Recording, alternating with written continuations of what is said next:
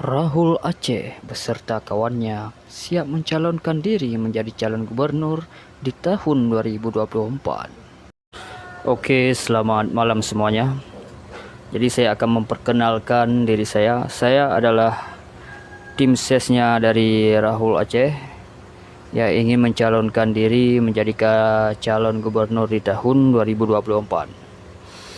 Jadi saya akan sampaikan misi-misi beliau apabila beliau terpilih menjadi gubernur di tahun 2024. Yang pertama, setiap jalan, baik jalan raya ataupun jalan kampung-kampung, akan dibuat dari emas.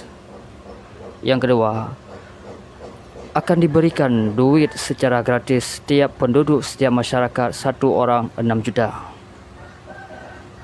Misi yang ketiga, akan dibangun setiap rumah 2 apartemen.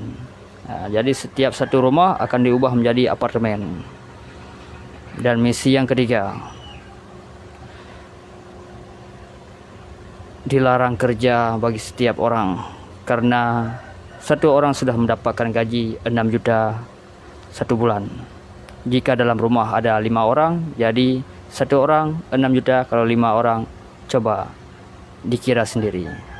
Itulah beberapa misi daripada calon gubernur kita, yaitu Rahul Aceh. Oke, terima kasih. Saya adalah tim sesnya dari Rahul Aceh dari Partai Tuko'u. Sekian dan terima kasih. Jangan lupa pilih Rahul Aceh sebagai calon gubernur.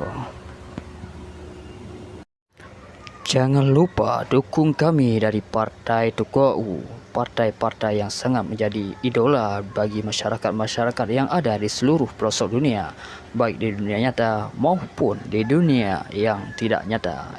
Inilah kami, Partai Tuko'u.